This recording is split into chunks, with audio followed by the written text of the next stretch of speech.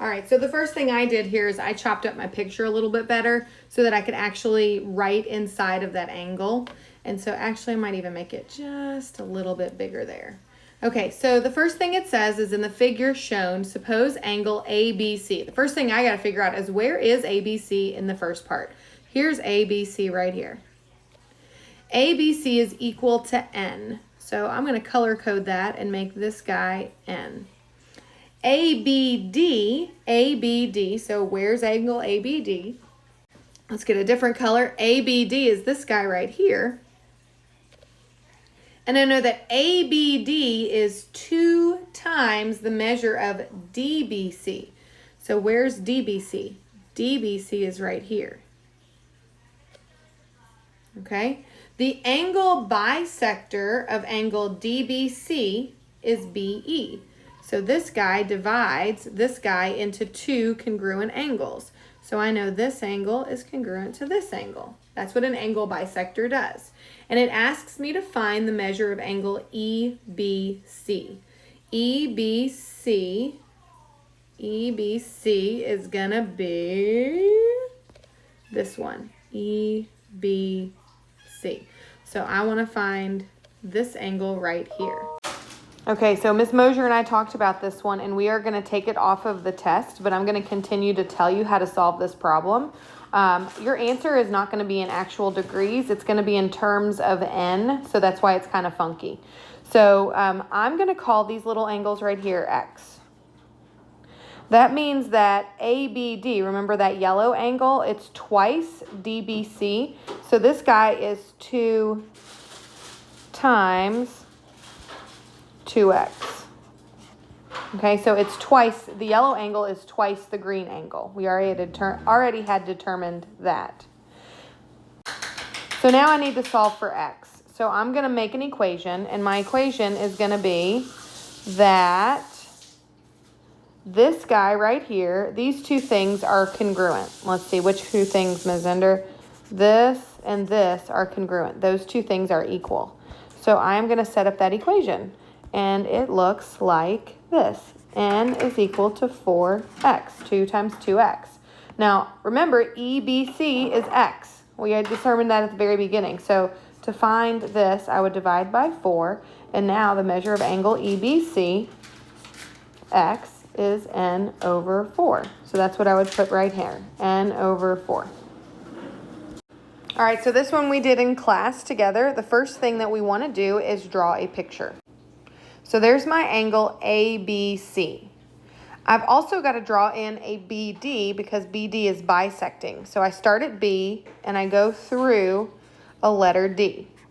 BD bisects. Now remember, bisects means divides it into 2 equal parts. So these guys are congruent. Then I'm going to drop in what these things are. So let's see. I've got DBC right here is x plus 7. Well, DBC over here is DBC. So that is x plus 7. And then I've got ABD. ABD is this angle right here, ABD. And ABD is equal to 2x minus 11. All right, so I shrunk everything a little bit so we have some room to work. Now I know that these 2 things are congruent, so I'm going to make them equal to each other. So 2x minus 11 is equal to x plus 7. We've got to go back and remember our algebra. I like to do these types of equations in one step, really, even though you were probably taught to show your work in more than one step, but I'm lazy. So these 11s are going to cancel, these x's are going to cancel, and I'm going to end up with 2x minus x is 1x, and 7 plus 11 is 18. So it asks for the value of x, so I am all done with that question. All right, gang, this one is a midpoint problem. Midpoints are pretty easy. You just have to remember the formula. And remember, your test is open book, open notes. So you can go look these formulas up if you need to. So our midpoint formula is x sub m comma y sub m is equal to x1 plus x2 divided by 2 comma y1 plus y2 divided by 2. Now remember, when we label these points, the first set of points is both ones, x1, y1. The second set of points is both 2's, x2, y2. So when I plug those in, the x's go together and the y's go together.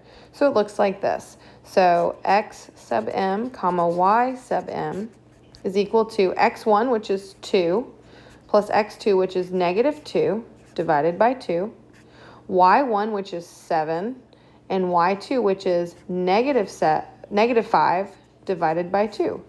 Then, y'all, I go back and plug this into my calculator. I would use Desmos, and Desmos has a great calculator that you can use to do fractions, and that's what I would do.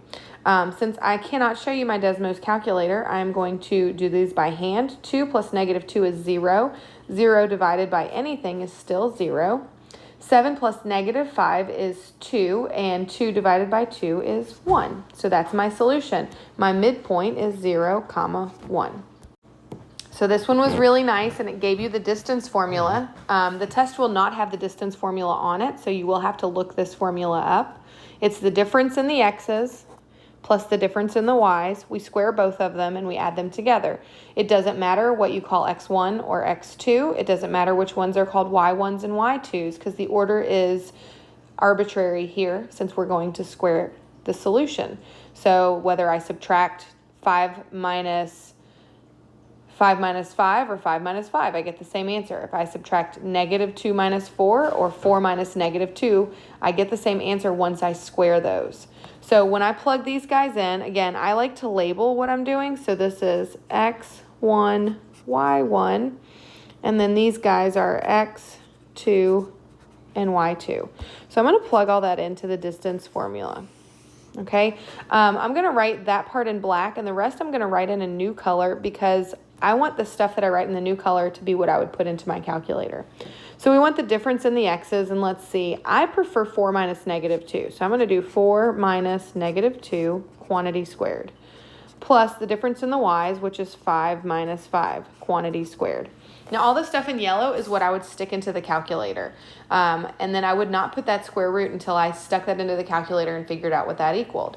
So this is going to be the distance is the square root of, well, 4 minus negative 2 is 6. So 6 squared plus 0 squared. Since we can't show you the calculator, we'll just do it by hand. So the square root of 6 squared is the square root of 36, which is 6. So this answer would be 6. Now, guys, here, we could have gone square root of 6 squared is just 6 and said that those cancel each other out. I just want to make sure that you realize you cannot always do that, especially in a problem like this right here, where we're separated by this plus sign. You cannot just take the square root and cancel these out. That is not allowed. So don't do that on another problem.